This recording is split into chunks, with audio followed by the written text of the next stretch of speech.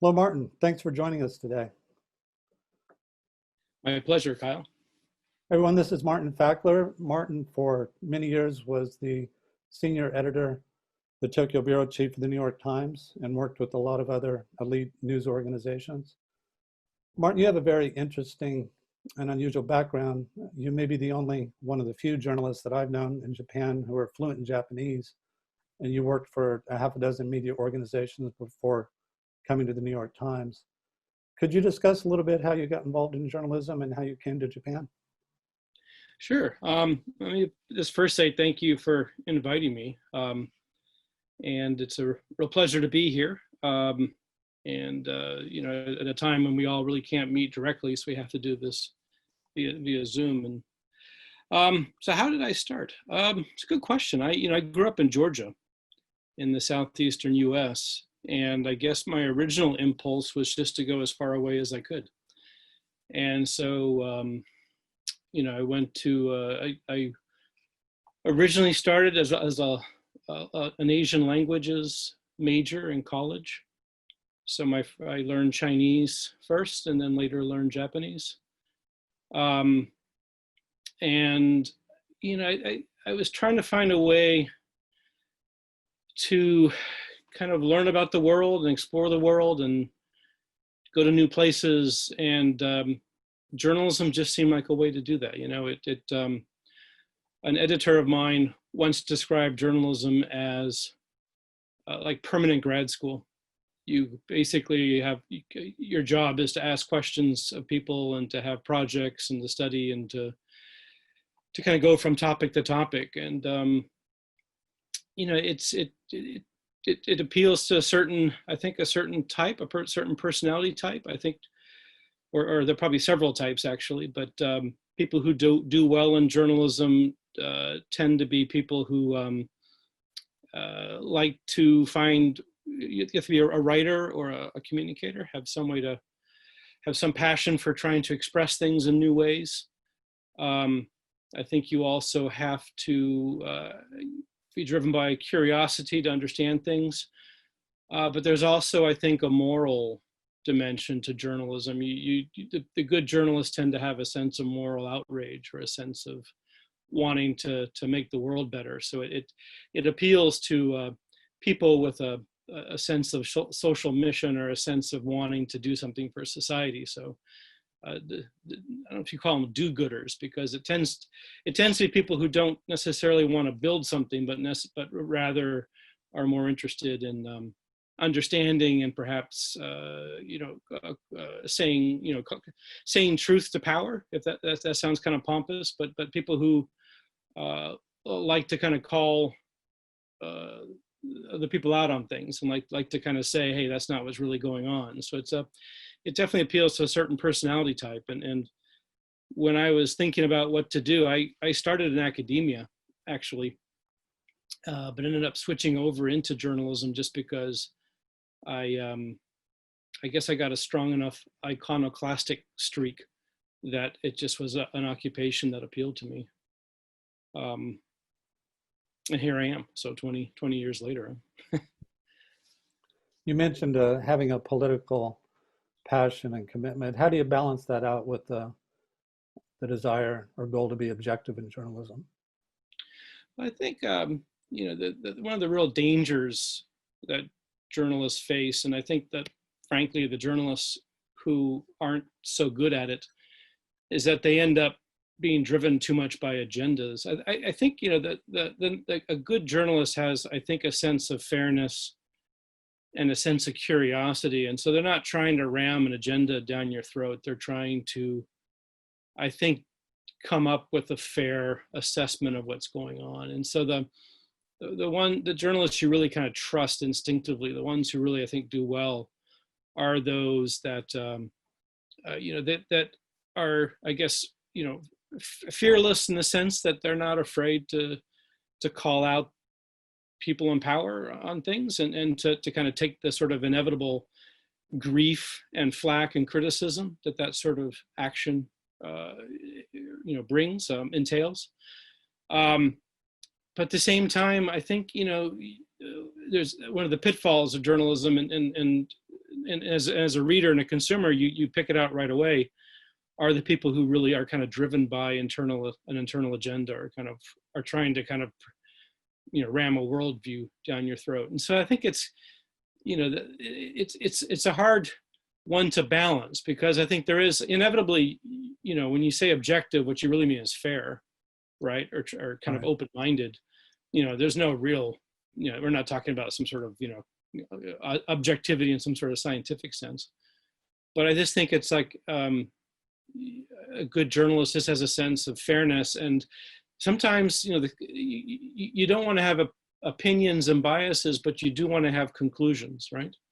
And you do want the evidence and what you discover and what you learn to lead you to conclusions. And then there's frankly, a level of courage there to kind of stick up for that conclusion, right? No matter what that is. And, one of the things you discover is that, especially in the world of social media and the world we're in today, where it's so polarized, and the people who speak out on social media usually have very strong viewpoints and agendae, if that's the plural. And so you end up, you basically get hit from both sides with almost anything you do. And so it's one thing, especially in the social media era, that you really need to have is a thick skin. Because if you're trying to be fair and you're trying to kind of do it, if you really are trying to, you're not coming at it from a certain point of view, but you're trying to, kind of come at it with an open mind, there's a good chance you're not going to please either side in these very polarized debates, whether that be nuclear power or gun control or the current president or whatever. I mean, you just discover that you're pretty much going to piss off the fringes, and the fringes, unfortunately, are about 90% of Twitter. And so, it's a hard one to balance. And you also have to have, I think, an internal compass, because especially if you're kind of reacting to social media, that can really lead you astray. You look at social media and you think that the whole world is, a certain ideology, but in fact, when you step out into the real world, those very loud people are actually a very small minority. So you have to kind of, have to have a sort of strength of conviction, I think, if you want to be a good journalist. Right. You started in media almost 20 years ago. And I guess when you started, that was before the age of the media saturation through social media. So how have you seen the media cultures evolve, and particularly working here in Japan? Yeah, I started, my first journalism job was in 1996 when I was hired by Bloomberg News. I was actually a grad student at the University of California, Berkeley. I was in a PhD program doing modern Chinese and Japanese history, and was trying to figure out whether I was going to do a history of the financial bubble in Japan, or something with pre-war journalists, or I had several ideas.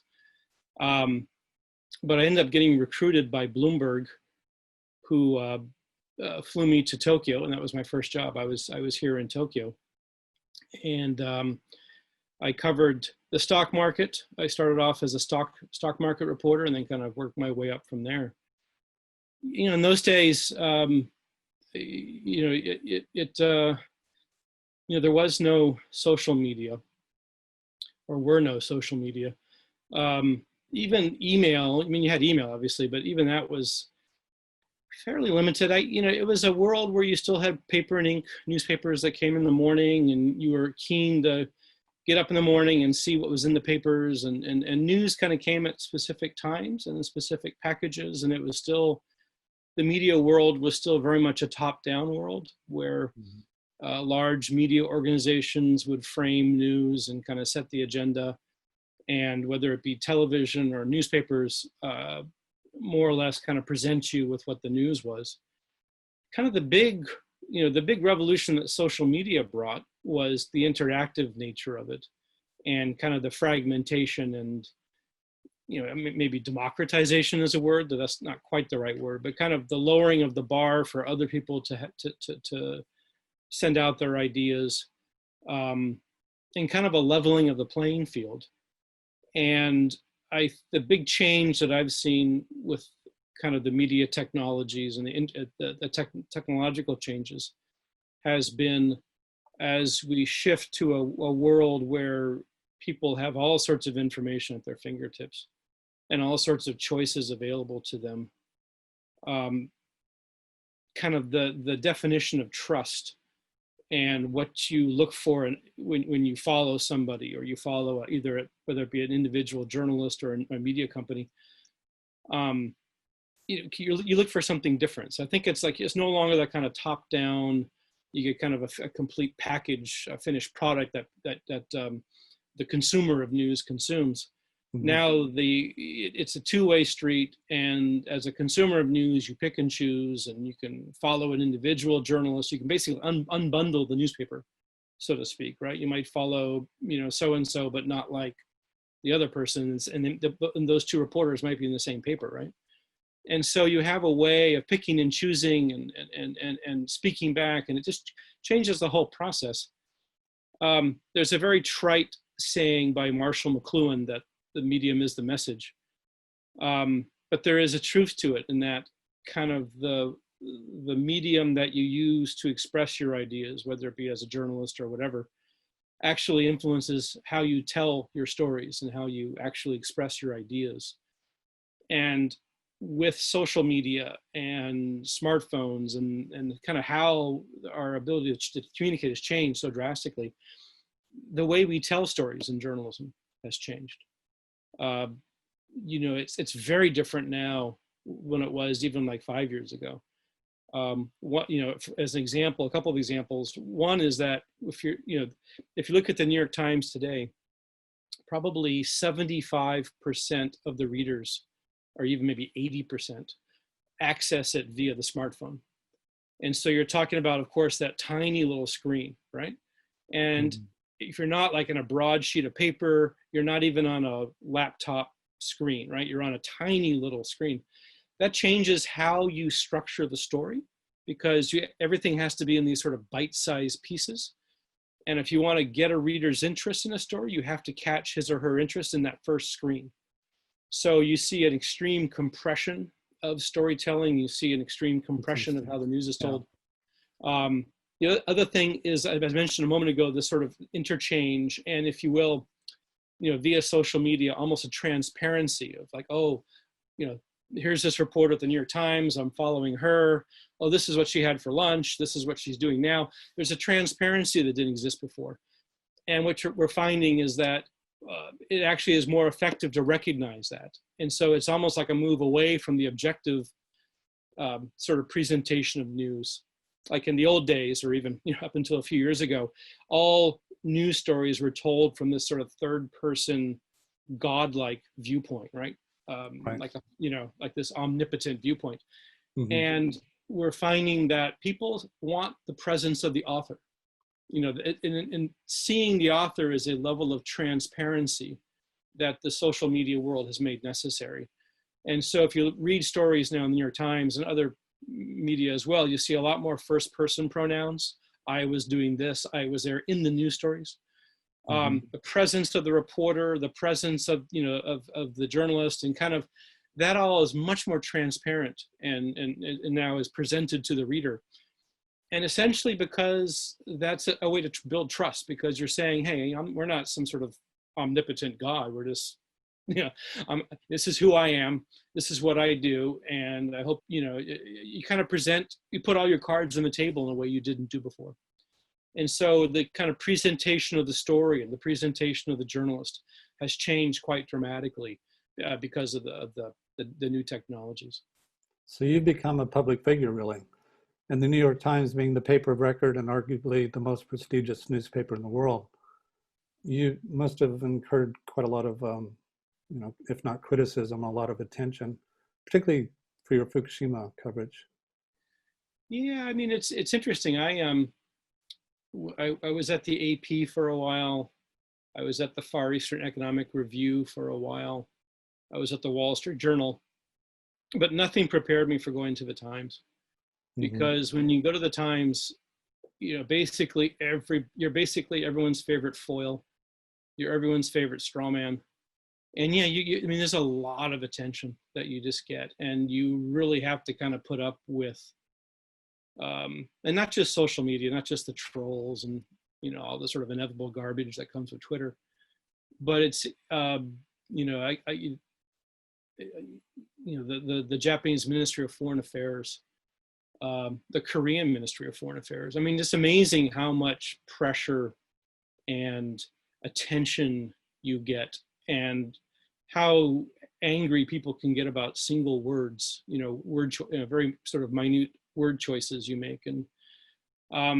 And I think that's part of, that, and this is a few years ago. I think what's happened in the media world is you see more and more readers going to a smaller and smaller number of media outlets. And it's not just the Times, the Washington Post, the Wall Street Journal, the Economist, the FT, maybe the Guardian, a few more. And I'm speaking of the print world. There's, television's a bit different.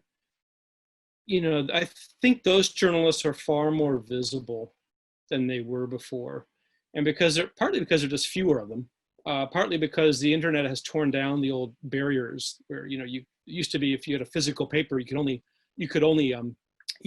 read what was, if you're in the delivery zone of the New York Times, for example. And now with the internet, of course, there's no boundary, right? You can read any publication as long as they're online.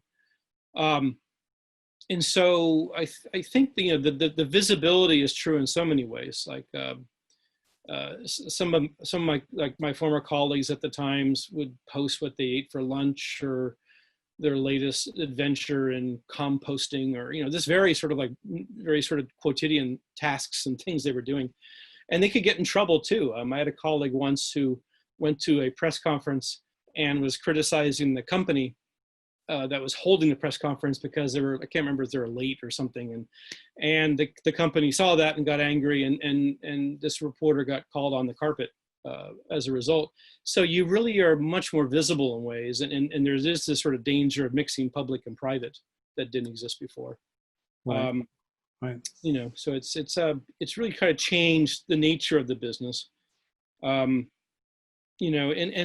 add on top of that kind of, the suspicion of journalism, and kind of especially in the last 3.5 years since the last inauguration, or before, this sort of the fake news and the kind of the politicization and kind of the villainization of journalists. And and it's just become that having the US president do that has unlocked the doors for so many other government. I mean, fake news is something so many governments around the world now use that excuse. Right. And so you have this whole other battle you have to fight now that really, I think, even like 10 years ago, didn't really exist. I mean, the US media world, the New York Times in particular, took a punch in the chin because of the Iraq War and the lead up to the Iraq War, and justifiably so. But it's just, I thought maybe that media, journalism could recover from that, but it just gets worse and worse. And the whole question of how can we trust you? And if you don't tell a narrative that we like, you must be political. And there's the whole world, the whole sort of information space has become so chaotic and so difficult to manage. And then you have, I get this all the time on my social media feeds, like what are clearly Chinese bots and, clearly, automated sort of attack programs and things. And so it's just it just gets harder and harder. It doesn't get easier and easier. You did some reporting in Pakistan. So were you really attentive to those issues of bias and, the fact that the New York Times being the paper of record, everyone's going to be paying attention to what you write? Well, Pakistan was at a difficult time because that was during the war in Afghanistan. And that was a time when journalists became a target of extremist violence in a way that we really hadn't been before, right? That's when Danny was abducted. Danny. And so it was a time when we had to really, be careful of, becoming targets and being highly political targets. Pakistan was very sensitive to what we wrote. The government of Pakistan was, and they could make life hard. I think one of the things I learned in Pakistan was, it was, covering a story there could often be Rashomon like the Kurosawa movie Rashomon, because you talk to one policeman and he would say, "Oh, I saw what happened." He'd give you one story. You talk to a second government official and they would have a different story. You talk to a third official, they'd have a different story yet. And it was very hard to kind of pin down what happened, because you get all these very different accounts. And usually in Japan or in the US, it's a little bit more uniform in terms of what you get. But Pakistan, I think, taught me a bit about kind of you felt a physical danger in a way I hadn't felt before, and kind of where the world was going with these sort of tribal angers and things. It was a weird world, because I remember I was in Islamabad at one point and walking through the outdoor markets, and they'd have these big carpets for sale, and they'd have like an image of Osama bin Laden and an airplane flying into the World Trade Center, and it was like this sort of like celebratory carpet that somebody had made to celebrate this. And so it was a world where people, you could get a sense of the anger in that case that the United States engendered. But I think that kind of the resentments and the anger and whatnot can apply to journalists even within the United States. I mean, there's sort of a resentment of elite and a resentment of people in power of various types that I think drives a lot of the sort of the fake news sort of agenda even within the US. But in the case of Pakistan, it was much bigger. It was more of a national level thing. Mm-hmm. You're working in Asia, working in Japan. You're a foreign bureau with an American-based newspaper. Right. So what's the process of vetting information between the local office here in Japan and the international office there in the United States? Usually, I mean, for the New York Times, you mean? Mm-hmm. The Times has a business model where they tend to hire experienced reporters and give them a fair amount of freedom. I mean, the nice thing about the Times is that they trust you. And that can backfire, as we saw in Jason Blair in some of these scandals.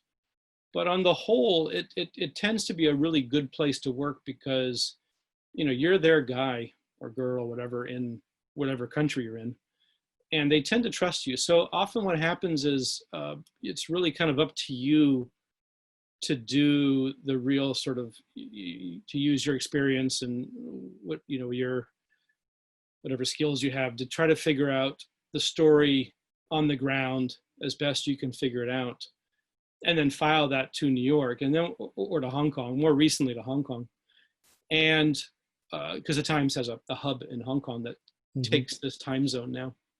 But in the old days, it was all New York. And what New York would try to do is to make sure that it was, they trusted you. The basic mode was, we trust our reporters.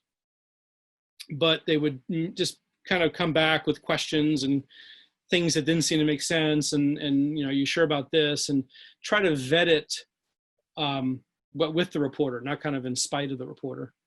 And so, it's the Times is a system where really it all relies on the integrity and the capabilities of the journalists in the field.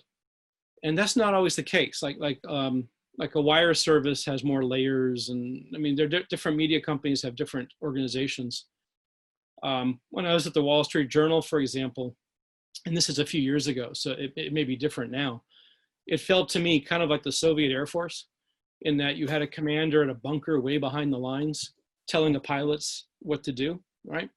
Mm-hmm. And so you're always micromanaged and directed by some guy in New York, 8,000 miles away, while you're doing stories in Tokyo or wherever. The nice thing about the Times was they're like, okay, give us a story. We're hiring you. You tell us what the story is, and you deliver the story, right? And so that was a nice level, a level of trust that actually I think it can bring out the best in people. Not always, but with most journalists, it really kind of drives them to do their best, because it's really up to them in a way that's nice. Mm-hmm. So the process is, usually, like in the old days, there were 3 editors in New York that went down to 2 editors. And so you have basically 2 people you work with, and they're trying to, they're reading the story and asking you questions and trying to make sure, all the ducks are in a row. But in the age of the internet, because speed becomes so important, right? That Right. to get a story out quickly is very, very important in terms of getting people to see the story, right? If you come out 6 hours later, it's too late, and everyone's already read the story on the Wall Street Journal or the Guardian, whatever. So there's this constant tension between the need to have the story out as soon as possible and the need to give it a proper vetting. And that's probably become one in the larger news hubs like Hong Kong or New York. That's become one of the main sort of tensions, is how do you balance the need for speed with the need to basically give the reporters a good read, to kind of ask questions, to vet the story, to make sure that you're giving the reporter the benefit of because a reporter needs someone to ask questions, right? You need someone to read it and say, hey, you sure about this? And a lot of times when, someone says, hey, you wrote it this way, but is that really what you want to say? And you're like, well, you know what? Actually, what I kind of had in mind was this. What do you think? And through that dialogue, you come up with a better story. And so there's kind of a tension between that and the need to get something out fast. So it's, and the faster you go, the more risk there is of a mistake, right? Of getting something wrong. So there is kind of a zero-sum game aspect to it. Right. You and your team were shortlisted for the Pulitzer Prize for your coverage on the Tohoku disasters, I guess in particular the Fukushima nuclear disaster. So, I mean, that was very controversial at the time because you had all these competing narratives. And I think one of the reasons your reportage was so well respected is you were breaking stories that the Japanese government or TEPCO was countering or not releasing. And also the Japanese domestic press. I understand you wrote a book in Japanese about the way the Japanese domestic press covered that crisis. So can you talk a little bit about, maybe as a case in point for some of the issues you've just raised, how your strategies, your issues with vetting information and releasing stories that were going to go right up against what the state's message was in contradiction to? I think one of the things I've learned is that, one of this, I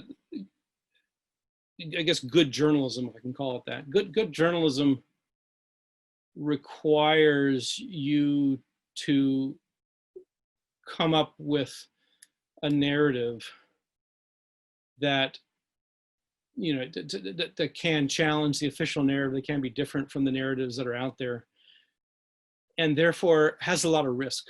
It can be a very risky thing to go out in public with a very different narrative. And what I discovered is that there's a kind of a fatal flaw in Japanese, kind of the big newspaper, NHK sort of journalism.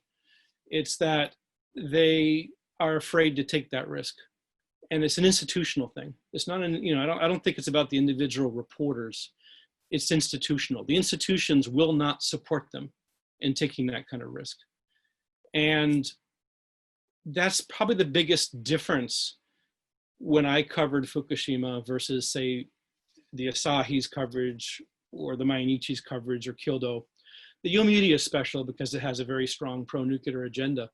But if you look at the Japanese media companies that were trying to be a bit more independent, like the Asahi, Mainichi, Kyodo, even the Sankei Shimbun, they were just not designed to challenge the official narrative. Even if the reporters had deep doubts, they couldn't do it. Martin, it might be helpful you to explain the Kisha Club system. I mean, I've heard you discuss this in your guest lectures to my class, but how that consolidates information. And yeah, so kind of the way it works, if you're in terms of, like, if you're covering, for example, METI, the Ministry of Economics, Trade and Industry, which in the case of Fukushima, that METI was important because that was the ministry that was in charge of the nuclear industry, right? So if you're covering METI, or the various appendages of METI, like NISA, which used to be the Japanese nuclear industry watchdog, but actually wasn't much of a watchdog, and is gone now, right? They've changed all that after Fukushima. you had things called Kisha Clubs, right? Press clubs. And what these were, literally a room inside of the building at Medi where all the big major media were members, and they would all have desks and reporters stationed there. And essentially, they sat around waiting for the officials at Medi to give them news. And it was meant to be, if you talk to the reporters, they'd say, well, we're up close, because that allows us to be a watchdog on authority. But my experience was it had the opposite effect. It just created, almost kind of institutionalized or structuralized, if you will, a dependence on the news sources, in this case, in this particular example, the Medi bureaucrats. And so you had basically media outlets that sat around waiting to be hand-fed stories from Medi.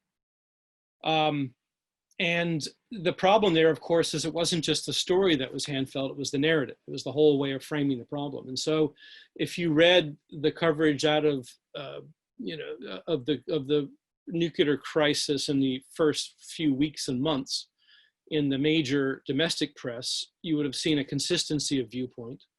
They would have all basically had the same stories at the same time, and they would have had the same framework and the same narrative. And that was because of the press clubs institutionalized this sort of dependence on the news sources, and also this sort of fear of taking a risk.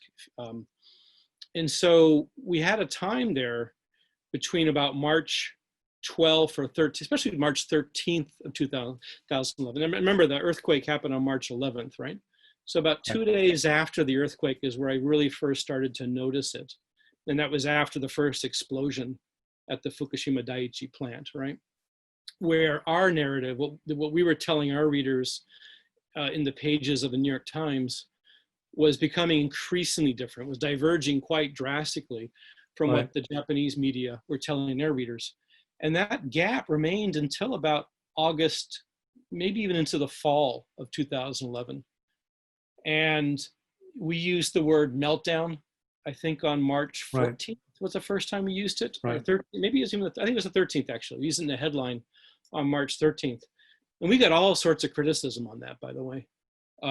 We had Japanese government complaining to us. We had Japanese journalists complaining to us, Medi, didn't say it was a meltdown. How come you're calling it a meltdown? And we're like, well, you talk to any independent nuclear physicist or anybody who has any idea how a reactor works, and a massive hydrogen explosion is a pretty good sign that the reactor is melting down. And so, we had this constant battle where we were being criticized for saying things that weren't officially approved, and why are you guys saying these, talking about radiation, talking about this, talking about that. And it wasn't until August to October of that year that the more critical Japanese media actually kind of came around to our framework, our narrative. And so, but it took a while, and it was a time period there where you felt like you were definitely taking a risk. But at the same time, that's what all the evidence is pointing to certain things. And so we just kept going. It was interesting because, as you mentioned, I read the Japanese media. I was reading the Asahi, Mainichi, Yomiuri. And I actually had a sense of like, okay, I need to be telling the things that these guys aren't telling. So I actually kind of was, aware of where we were fitting in and how we were different in a way that maybe other correspondents weren't aware. I'm sorry, go ahead. No, I was about to say, God dwells in the details. So maybe you could give an example of that difference. Like a real easy one. Was when I went to Minami Soma. I think you've heard me tell the story before, but yeah. When I went to Minami Soma is a city about 25 kilometers north of the plant. Right. And it was in that weird zone between the 20-kilometer evacuation line and 30-kilometer, stay indoors. It was in that 10-kilometer band of, please stay, stay indoors orders. Yeah. And as a result, food, supplies, fuel kind of necessary things weren't getting into the city because truckers wouldn't drive in, so they couldn't get supplies. So here is a city of 75,000 people that was cut off from the rest of Japan. Now, about 50,000 of those people fled, evacuated, went elsewhere. But still, about 25,000 people were still there at the end of March when I went there. And I remember it was one of those moments where I kind of realized, it kind of crystallized for me what was bothering me about the Japanese media coverage. Because I went to the city, I met the mayor, whose name is Sakurai, I can't remember his given name now. It's in Japan, you call him Sakurai-san, right? So I met the mayor, Sakurai, and was talking with him. And he told me that he was quite angry that all the Japanese journalists had fled on March 12th, and nobody would come to Minamisoma. They would all call via telephone. Nobody would actually go to the city. And the only journalists who were showing up in Minamisoma were foreign journalists or an occasional Japanese freelancer. And he was quite angry about that. And at the time, I kind of like took notes and was talking with him. And I went back, and I remember getting back to, I went to Fukushima City, where I had electricity and an ability and access to the internet, so I'd file stories from there. And looking at them, the Japanese papers are all pretty uniformly, there's nothing to worry about. There's no danger. There's no immediate health risk, I think was the phrase they used. Don't panic, nothing to worry about. And it just struck me, it's like, so you're telling your readers there's nothing to worry about, yet you yourselves are running away. And that kind of fundamental dishonesty of what they're saying and what they're doing just didn't, that just really, really bothered me. And so, that was kind of one of the first moments I really kind of felt a gap, and so I put Sakurai-san on the front page of the New York Times. Yeah. Just for I'm sorry, but the people who are listening, you can find, I think, a 22-minute YouTube video that has subtitles where Mayor Sakurai, I think 2 weeks into the crisis, is still asking for food and gas and government support, which is remarkable. Yeah, he went on YouTube, and it's remarkable too because that was the video that's the reason why I went to go talk to him. Right. And it was unusual then for a Japanese leader like that to kind of go around the media, the local media, and post something directly onto social media of that type. And I asked him why he was doing that, and he's because the local media won't write our story. They won't, when they'll call us on the phone, they don't come and see what's going on. And even when we tell them what's going on, they won't write it that way. They'll write it the way that that the Medi or the officials want them to write it. And so it was one of these moments where like our story was vastly different from what you would have read in the pages of the Asahi or the Yomiuri, certainly. But the coverage was like that all along. I think it went into there was kind of a, like I said, kind of a coming together at one point where the Asahi and the Mainichi kind of came around to what we were saying. And then there was suddenly this sort of retreat away from Fukushima by the local media in about 2013, maybe, that basically has never ended. And so once again, like in 2014, 2015, we were writing stories about Fukushima and the problems there that the local media just wouldn't touch. Right. And so you really kind of, that gap was there kind of all along. It kind of like would contract or widen. But it covering Fukushima, you're almost always out of sync with the local media. It's very rare that you do something that's the same. And it's interesting because you have kind of the big newspapers and NHK are very much, there's nothing to worry about. There's nothing, no more story here, guys, nothing to look at. And then you have these sort of fringe or kind of like small internet-based or social media-based groups that are much more extreme, like, oh, millions are going to die from cancer. And so it's very hard to kind of find sort of a balanced view of people who are actually kind of doing their homework and trying to figure out what's going on in Fukushima that's not in one of those two camps. Even today in Japan, I think that's very hard to do. And one of the big question marks I have is why hasn't there been, like a new news media, like our new wave of news media to appear in Japan, like in the US with Axios and Politico and The Information. I mean, there's been all just generations of new news media that have appeared over the years, and some of them very good. Like Axios is very good. The Information is very good. And you just haven't had that happen here. It's really been, NewsPicks is kind of a curation site. There are a few kind of small things, but there's nothing really that big. Litera, which appeared in 2012, I believe, is really kind of an op-ed site. It's not really a journalism site. You really haven't had a new alternative practitioner of journalism sending reporters out on the ground to actually figure out what's going on appear in Japan, even though it seems to me there's a huge opening there and a huge demand. Well, you have the cacophony of social media, and that gives a voice to people that had previously been excluded. But I don't know, particularly in the nuclear crisis, because that was kind of behind the veil of state security. I don't know how much people really knew about that except their own anxieties. And your friend and colleague, Richard Lloyd Perry, writes for the Times of London. When I discussed this with him, he said, well, tell me a case in which you have a blogger who's politically significant on a story. And he said the difference between the bloggers and social media is that working journalists like yourself, you're spending 8-10 hours a day, every day, focusing on a story. And then you have the skill set that you've accrued over a number of years. And then, you have some random blogger that may or may not have something intelligent to say. I love that line in the Steven Soderbergh movie Contagion, where the character, Elliot Gould is confronting Jude Law. And he says, blogging is not journalism, it's graffiti with punctuation. Right? But social media, I think, was important. But with your coverage of the Tohoku disasters, it starts with this historic earthquake, and then you have the tsunami, and then you have the nuclear crisis.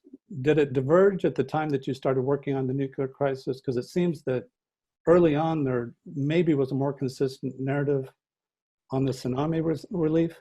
Yeah, I mean, the tsunami narrative is pretty straightforward. I mean, there's not a whole lot of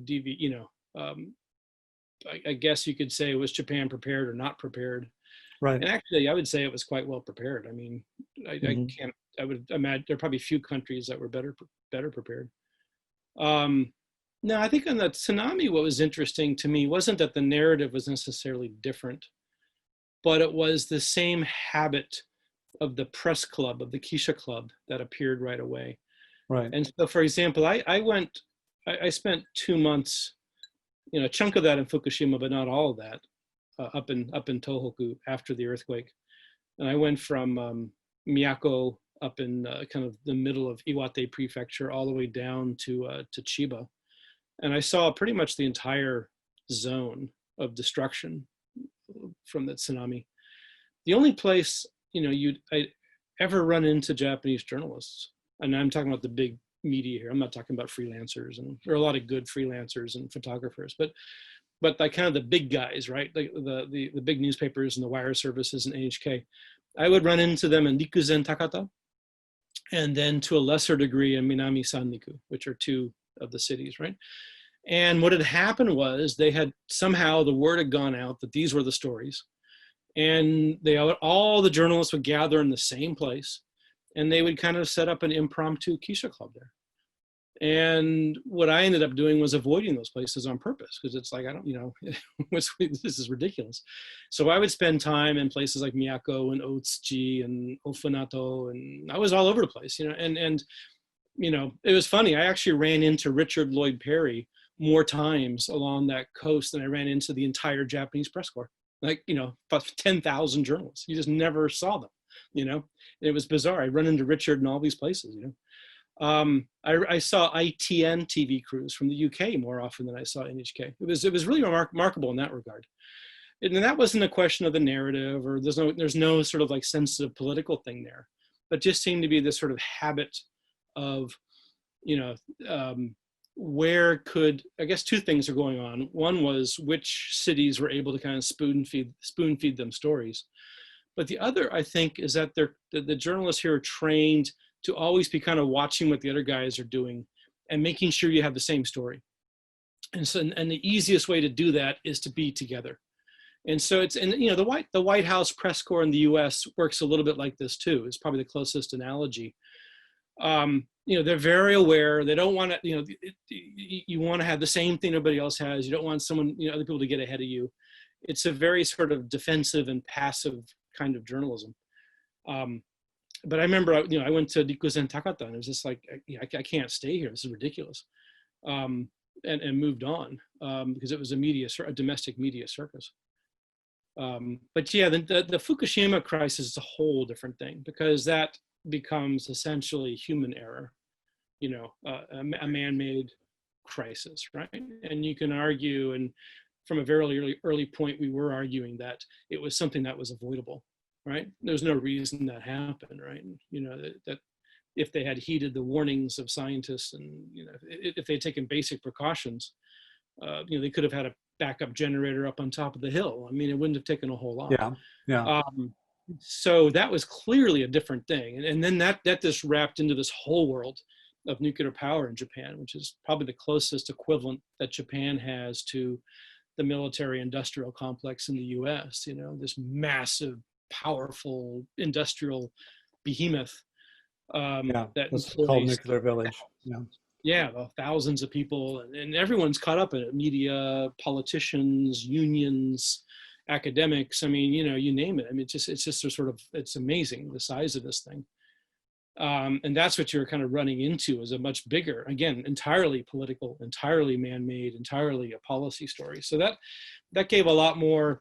There was a lot more to sink your teeth into with Fukushima. I mean, with the tsunami, there's only so much you could say in the sense that it was nature, and you know, you can talk about the tragedy and the horror and how do you prepare, and there's a certain number of stories you can tell, but it kind of, there's a point you got to move on. Fukushima, you know, it's the gift that keeps giving. I mean, you could write stories now that are just as powerful, you know. Right. And it's definitely not over. And you have the same opportunity as a foreign journalist because the local media, the big guys, you know, basically ignore it for political reasons. Right.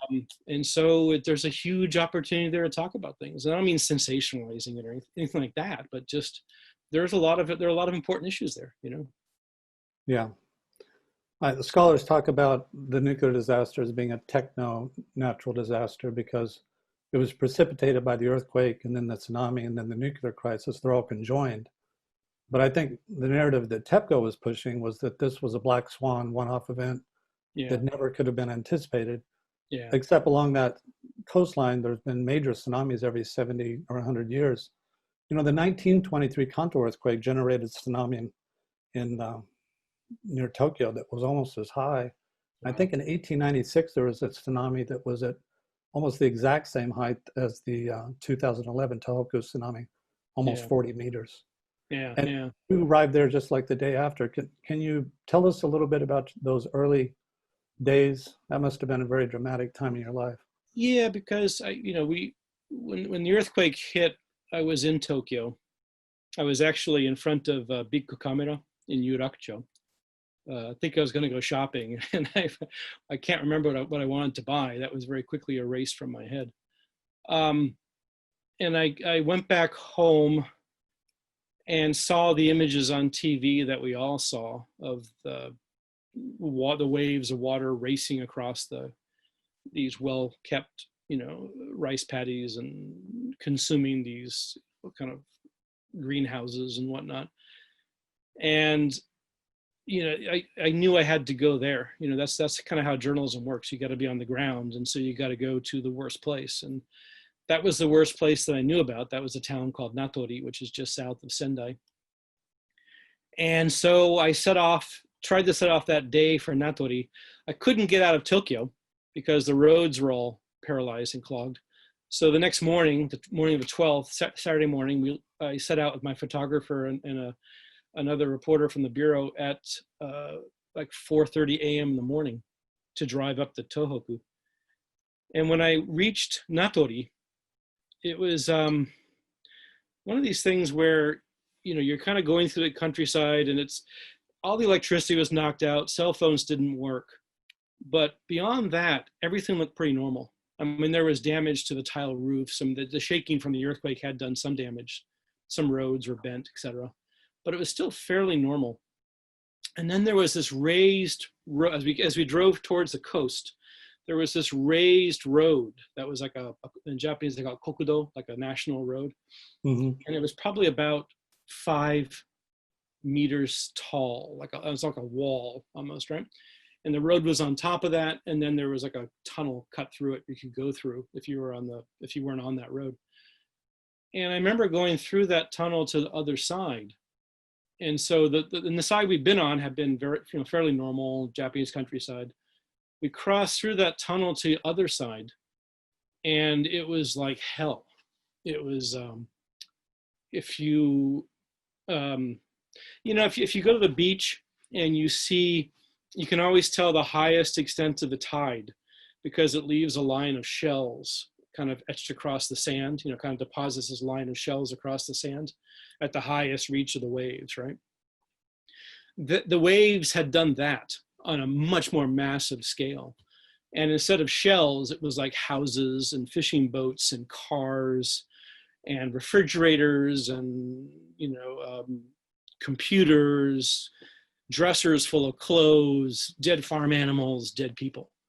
And it was just all strewn, it was just jumbles of like shattered houses and broken boards, this broken wood everywhere.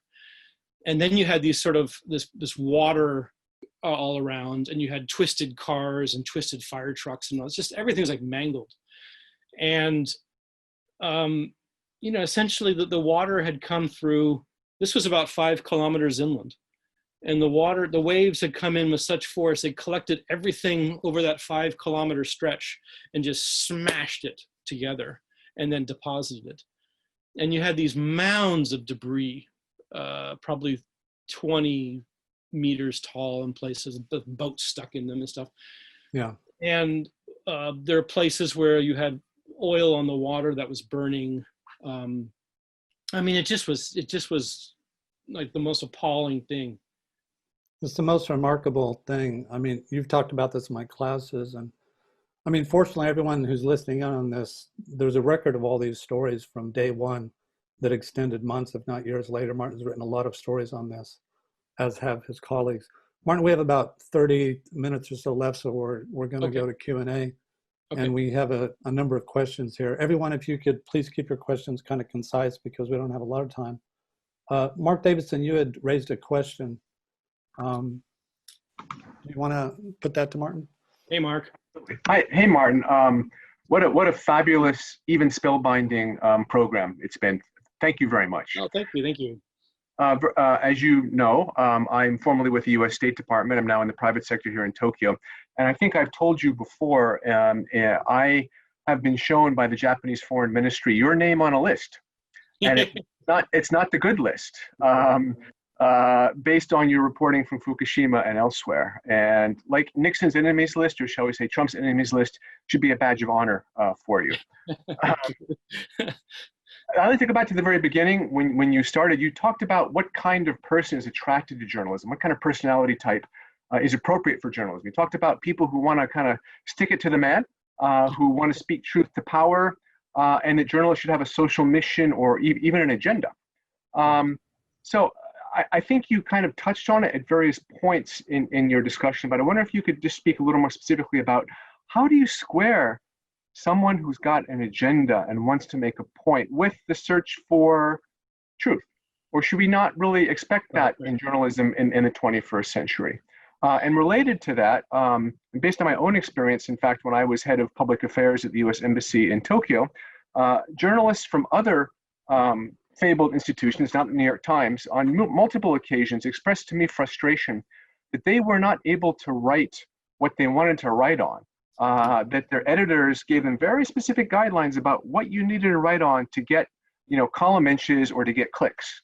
There was an agenda being driven from the Home Office about what they thought was interesting to Americans about Japan. And it's typically the weird Japan or the misogynistic Japan or something you can kind of pick at a scab about. So two interrelated questions: the search for, truth, impartiality, and then journalists in Japan, foreign journalists in particular, with an agenda.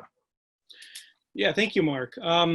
Yeah, I know I'm on that list because I think I tell you the story that I was invited to speak at UC Berkeley on the 5th anniversary of the tsunami, 2016. And this was the Center for Japanese Studies at the University of California, Berkeley. So one of the more important university study centers of Japan in the United States.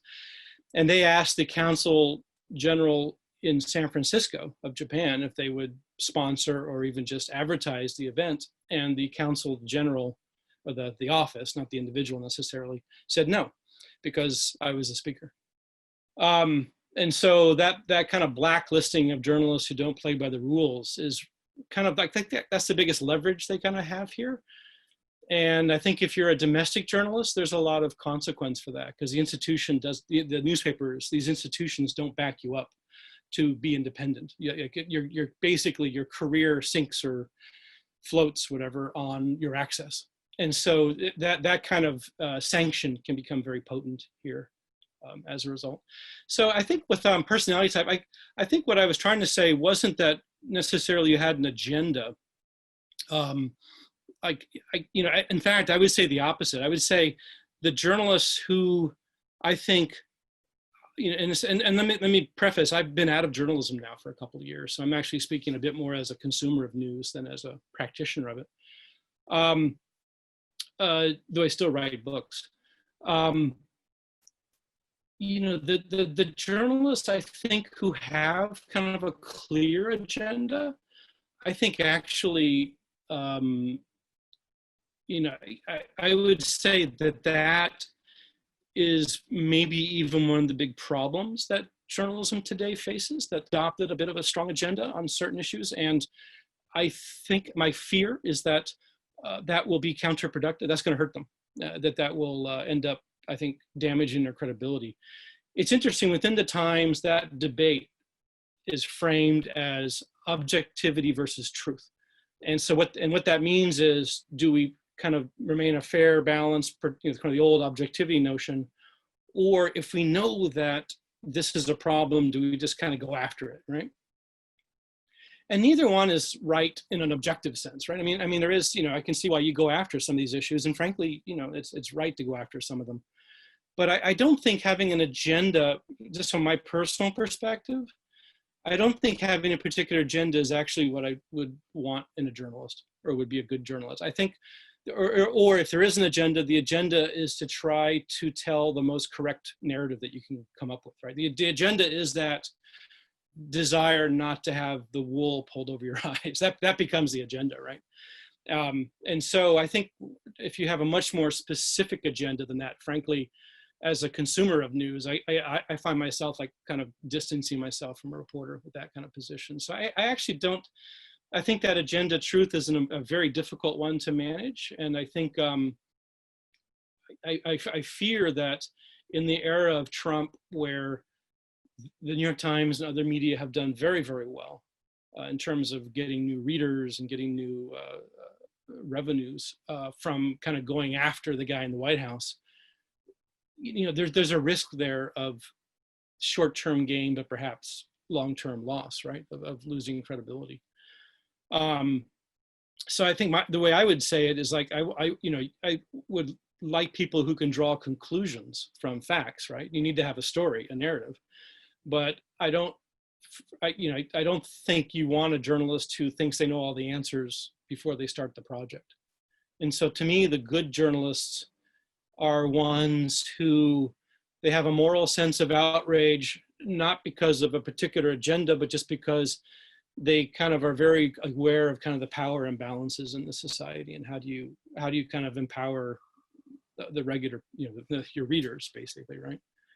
On the second issue, yeah, I mean, that was kind of the Soviet Air Force example I kind of gave with the Wall Street Journal.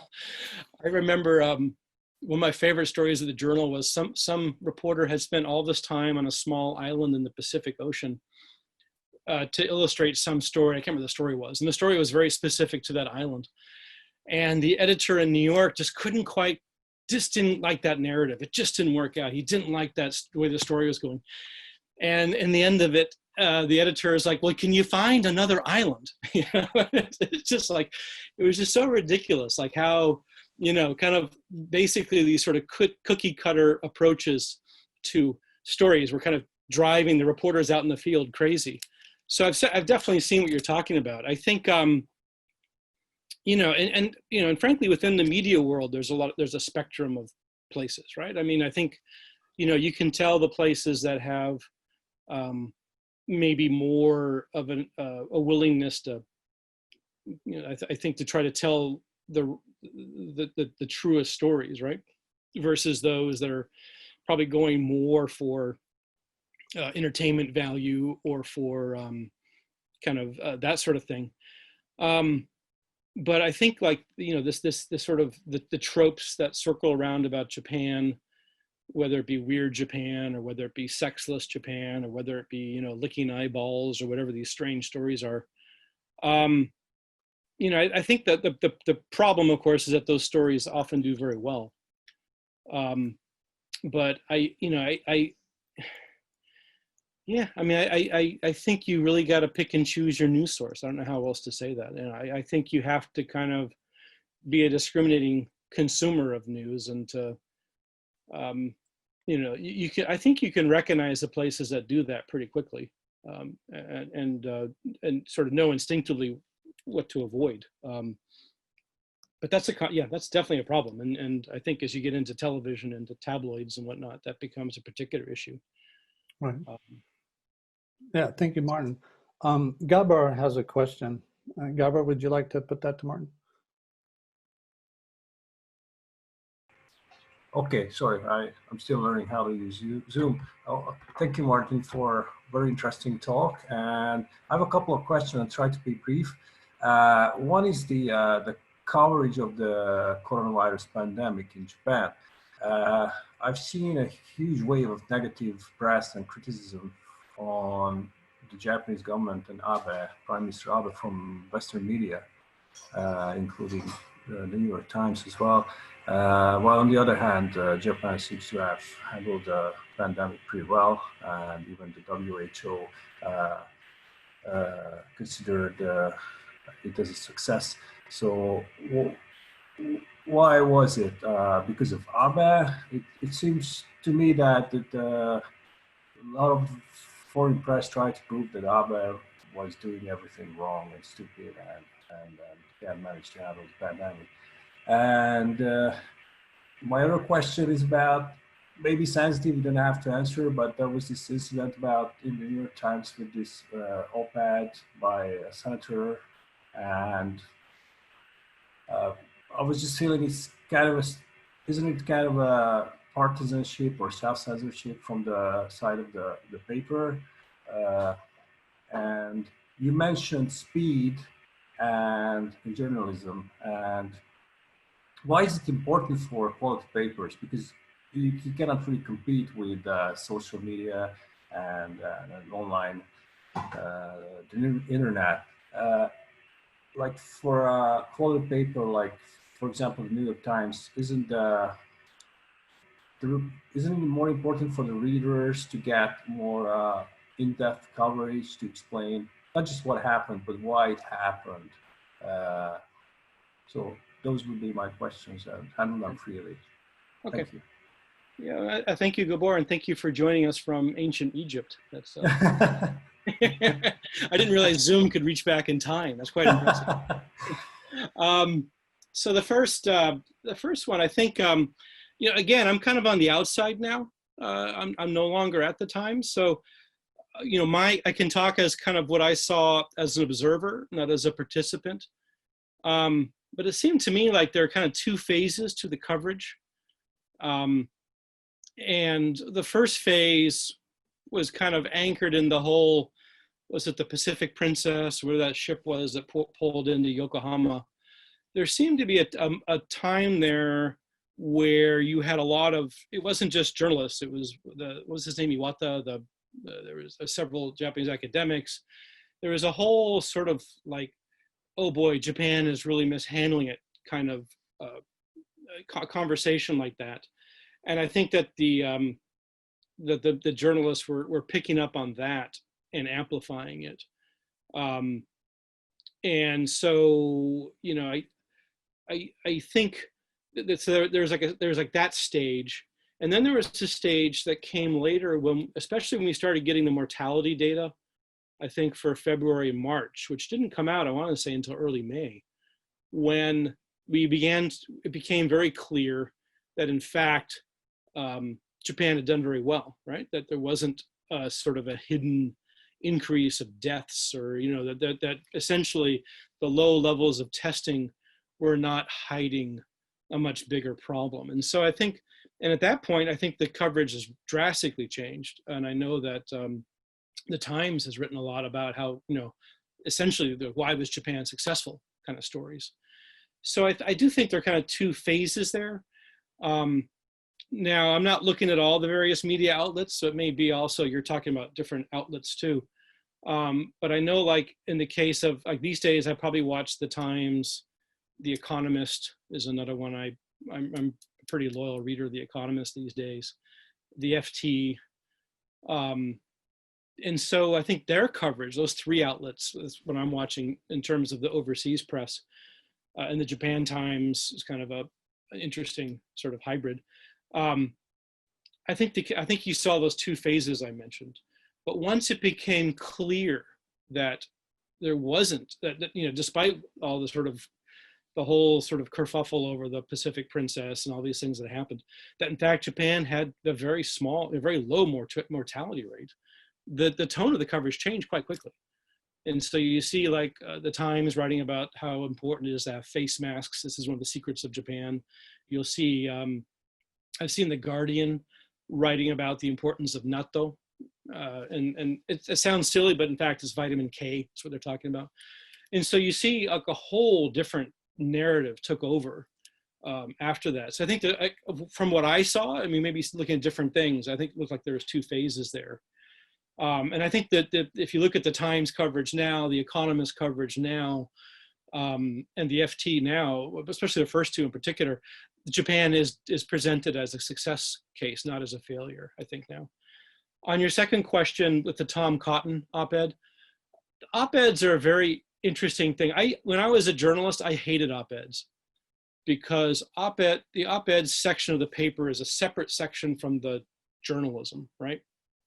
And it would always cause problems for us because you'd see somebody's op-ed in the New York Times, and then they'd think that was like the position of the paper, and it wasn't, right? And in fact, the op-ed section had a mission of being provocative, right? They want to be provocative, right? And so the Tom, you know, having, you know, and the worst ones weren't these signed op-eds like the one you mentioned, the Tom Cotton one about send in the troops. The worst ones, from my perspective, were the unsigned ones, because the paper would produce its own op-eds. And these were these just drove me crazy because they were often kind of childish criticisms of Abe. And they just made my life so hard in Tokyo because then people were like, oh, that's your agenda. You wrote that. And like, no, you know, because it's a completely separate section of the paper. I never met the writers, any of the writers of the internal editorials. We couldn't talk to them. It was a complete firewall. But with the Tom Cotton op-ed, I think you're right. I think it's turned into a bit of a debacle at the New York Times. And I think you're starting to see here that point that I mentioned with Mark before too, where I feel like we're letting agendae, is that the plural? Feminine plural in Latin. We're letting these agendae or agendas, whatever you want to say, kind of creep into the coverage more and more. And I think this idea that you can't, you know, I think where the newspapers are starting to fail, where the New York Times is starting to fail and the other papers are starting to fail, is they're kind of almost going too far into the social media model of you have a loyal base, you have kind of your followers, and you got to please them. And I think there's a mission that the media that we need to have, that is to be a forum for public debate, a healthy public debate. And if you kind of are always pandering to your followers, you can't do that.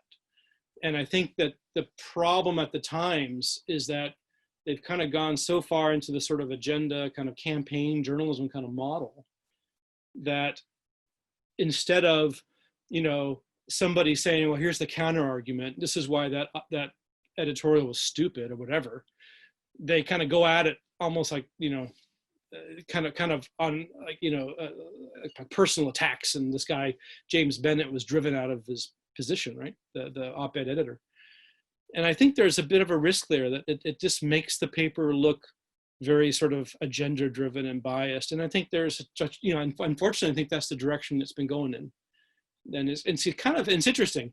It's kind of the paper has adopted this sort of campaign style journalism that was popular in the US at the turn of the last century, like McClure's magazine and kind of the Upton Sinclair, that era, the antitrust coverage of 100 years ago.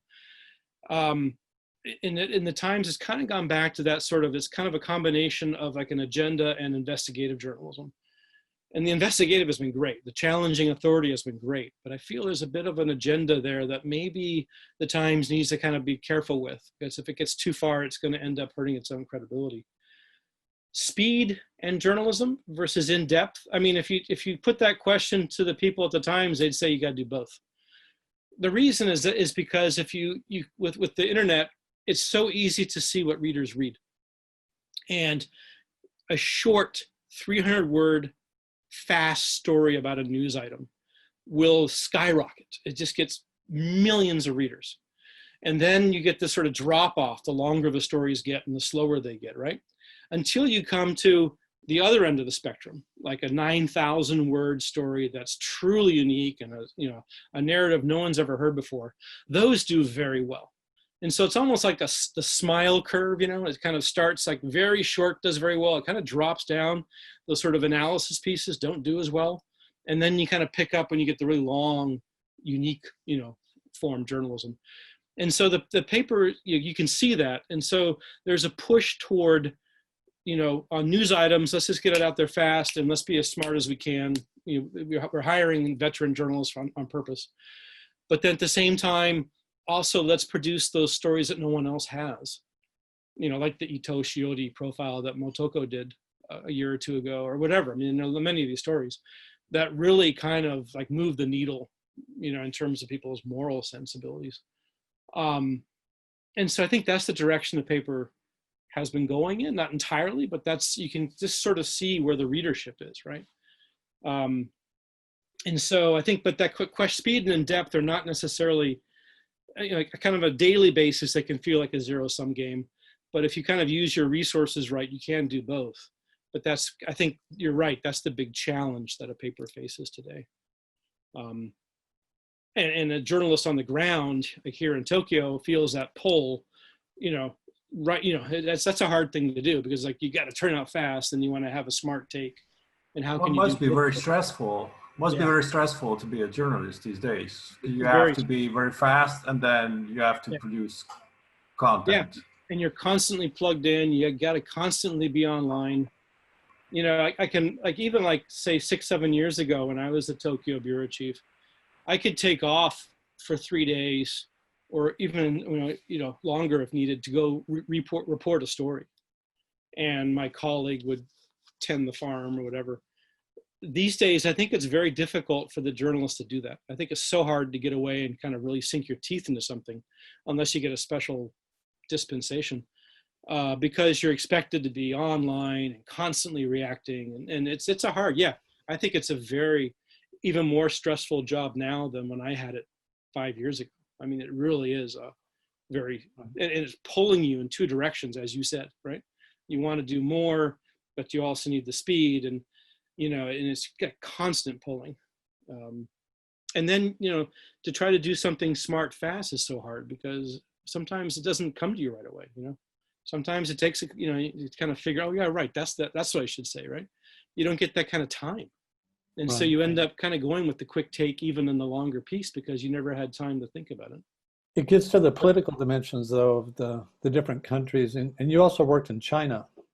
So, the differences between, there's some similarities, but the difference between working in China, where you're under surveillance, and here in Japan, where perhaps not. Could you discuss that a little bit? Yeah, I mean, China was a very different environment because, as you mentioned, of the surveillance, and China, you would constantly have the issue of being followed, especially on key dates like June 4th. You had your cell phone, your home, your office were all bugged. There's this constant sort of presence of the security forces, and they would often make their presence felt too, because they're trying to intimidate you. There was one time, and it was interesting because it wasn't just the national government. People talk about Beijing, but it would often be local governments as well. There was one time I worked in Shanghai, and I wrote a story about migrant kids who, because they didn't have the hukou, the kind of the registration in Shanghai, couldn't attend Shanghai schools. And so there was kind of these illegal black market schools, if you will, for migrant kids. And I wrote about some of these. And the next morning after the story came out, and this is when I was at the Associated Press, after the story came out, I went in the office, and the safe we had a safe in the office. The safe had been broken into and opened. Everything was kind of put around the floor, and not thrown, but just kind of laid out neatly around the office. Everything was open. The computers were all turned on. And they were sending a message, right? Yeah, and we got this anonymous phone call who was, basically was like, "Watch what you write." Click. And we were like in one of these nice expat buildings, kind of nice office buildings with multinational corporations in it. I asked the building management, because there are cameras in the hallways, can you show us the videotape from that time from the night before, so we can see who broke in. And the management was like, "Oh, sorry, we lost the tape. We're not responsible for what happens in the hallways." I mean, it was just obvious what happened, right? Yeah. I think you told me once that you were talking with your wife about having a light bulb that was out. Did you tell that story? That was in Beijing, yeah. Yeah, because we lived in a diplomatic compound in Beijing. And yeah, literally we were talking about the lights burning out, and literally the light bulbs were changed the next day. I mean, that kind of thing. You just had a laundry list. You should have had a laundry list of requests. Like, yeah, it would be really nice if someone could clean the veranda. The other thing was, this was in the era of 2G cell phones, but when a call would come into my cell phone, the walls in my apartment in Beijing would start going, that kind of interference signal that the 2G phones would give. Remember that kind of a, right? You could hear, like, I don't know what it was, that the microphones were reversing into speakers or what it was, but the walls would start making sounds when we would get a cell phone call. So it was just really weird. And so you get kind of this heavy hand of the state, right. And it actually makes your job as a journalist easier in some ways, because you can see what you're up against, if you will. In a democracy, it's harder that way, because it's not the same sort of, kind of arrangement or sort of dialectic, if you will. In Japan, I never had anybody visually following me, or I'm aware of bugging me, and maybe, that you're aware of. Yeah, at least in China, it's transparent. You're being watched. Very transparent. I mean, here, if they were monitoring me, they never told me, and it never made any difference, right? Right. I don't think there'd be much value in monitoring me, because I write what I know anyway. You said something about that in a conversation with us once. I was talking about concerns about surveillance and privacy and those issues, and you said, "Look, as a journalist, I want to talk. I want to tell a story." Right. I mean, you're not trying to protect information. You're wanting to provide it and put it out there. So surveillance is not as relevant. It's relevant in the sense that the people you talk to might be in danger. Right. And so I was very careful, not so much in Japan, but in China, extremely careful of how I contacted people. Like, right. I would buy a different SIM card every trip I took. So I had a different phone number, and I would destroy the SIM card after the trip. And if it was a very sensitive person, then I would call from a payphone, because the payphones are hardest ones to track, or at least this is, several years ago. And so we're very, very careful. And there's one time I arrived in Sichuan at the airport in Chengdu, and I was going to meet a guy who was a private investigator tracking down women who had been kidnapped and sold to be wives in different provinces. And the Sichuan government apparently didn't want me doing this story in Sichuan. So I arrived at the airport, and they must have been monitoring that guy's cell phone, not my cell phone, because I had a different SIM card. And I showed up at the airport, I get into his car, and we drive out, and I notice a line of like 6 cars following us. You know, and everywhere he goes, there's a long line of cars following us. And so I'm like, look, I think that's the security. Can you drop us off at a restaurant and go on your way? You know, I don't want to cause any problems. And so he dropped us off at a restaurant. And so I ended up changing course in the middle of the trip and doing a story on panda research. Pandas are from Sichuan. And so I had 6 national security or prefectural security cars follow me to the Panda Research Center. And they sat outside all day while I went inside and talked to zoologists about pandas, which I got a big kick out of. When I came out, finally, they're all sitting there like lounging on the hoods of the cars, and they saw me, they jumped up and got inside. And, you know, it was just kind of, it became a bit comical. Wow, amazing. But Japan, you know, I don't think that they work that way. I think, you know, Japan kind of, you talk about media pressure in Japan, and it's one of these things like when David Kaye, the UN rapporteur on media freedom issues, when he came, it was so hard to explain to him how it worked, because he's like, look, you know, I go to Uzbekistan, you know, I go to like Turkey, or, you know, I go to Hungary, I see people, journalists are beat up, they're arrested. I come here and it's like, there's nothing, you know, you're basically telling me if you cross Abe, you're going to get denied an interview. That's it. That's your pressure, you know? So it was really hard for him to see what the pressure was.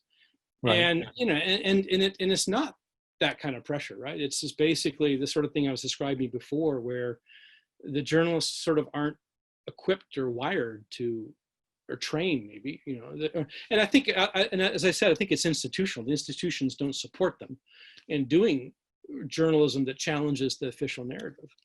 And it's not, you know, Japan is actually a very easy place to do journalism. You don't get the president of the United States calling you fake news like he's done to some of my former colleagues by name on Twitter. I mean, you know, Donald Trump, one of my little claims to fame, Donald Trump once exploded at a tweet that I wrote. And I managed to get a fake New York Times out of him once. But, you know, that doesn't have, you know, Abe saying fake New York, you know, he did go after the Asahi once in the diet, but you know, Japan's actually a very benign environment for a journalist. You know what I mean? You should put that tweet up on your wall as a trophy. Right? No, but seriously, Japan's like such a benign environment, and it's just like, it's not threat. I mean, there is like the far right trolls, but whatever. Yeah, you know, they're like Ijimeko in elementary school, right? You know, it's actually a very benign environment. The U.S. is a lot tougher environment. Right. Well, I feel like we're all very fortunate to be here. Well, we're about out of time here, Martin. Before we sign off, if I could just. Well, first of all, I want to thank you. This was really great. The content was terrific, as always. Oh, thank you. And I've learned so much of you about Japan, particularly about Fukushima. And everyone, I'd just like to prompt you to keyword search, look at the New York Times website. There's an archive of dozens, if not hundreds of articles by Martin over the years of some 2 decades working in Japan. So really, thanks for taking the time out of the middle of your day. Yeah, my pleasure. Yeah, and then everyone else, we have started some social media on our Institute of Contemporary Asian Studies website. So if you look in the chat room here, there's a link to that. But we have a new podcast called iCast, and then occasionally we'll have webinars such as this. So in another couple of weeks, we're going to have another live webinar like this. So if you could just look to our website, don't hesitate to send us an email. But everyone, thanks for your questions. Thanks for your time. And again, Martin, I just feel really privileged to have you talk to us today. So thanks so much. Thank you very much for inviting me. And I hope I didn't ramble on too much, but no, it was fascinating. Okay, we're going to sign off now. So thanks very much, everyone. And I hope to see you next time.